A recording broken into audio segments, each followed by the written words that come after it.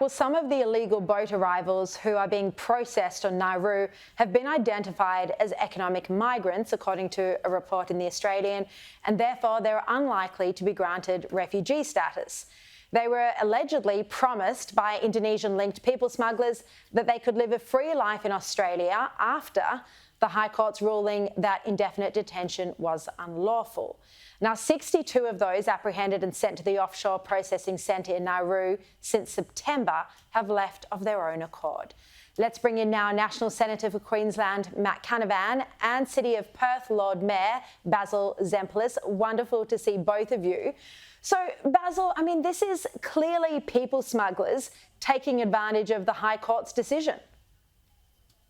And no doubt about that, and we've heard many, many times, haven't we, that the people smugglers, they are not in the sort of business where they are hoping to be judged by the high morality or standards that exist largely around the world. They're making their own arrangements based on openings that they can see. If they can see a weakness, they're going to try and exploit that weakness. And so we know that these boats typically arrive when a weakness has been sensed. There's no other reason for them suddenly arriving. And so it's a situation that we understand needs very strong and decisive action and a very clear message to be sent.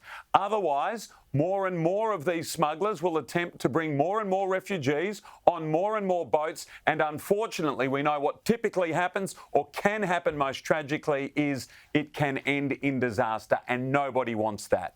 No, with those tragic drownings that we saw under Labor last time. Matt Canavan, look, some people say that this is just a big overreaction to 39 people arriving, but do you think that this could be the start of more boats?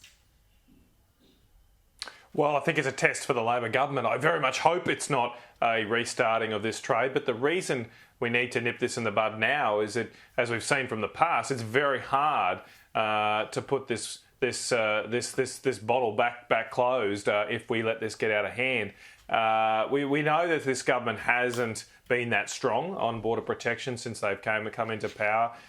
We know that there are elements within the Labor Party that don't have the stomach for the tough decisions required to keep our borders secure. So there's right to be anxious here. There's definite right to hold the government to account. It's a test for them now about whether they can make sure that they stay ahead of the people smugglers. Clearly, they are evolving in how their tactics and what they're doing, and even their transport techniques, presumably. And so the Labor government here now has to respond, because we don't want our coastal border to become anything like the Mexican border in the US or the Mediterranean in Europe. We should thank our lucky stars that Tony Abbott and Scott Morrison over the last 10 years closed our border, and we just got to keep it closed now.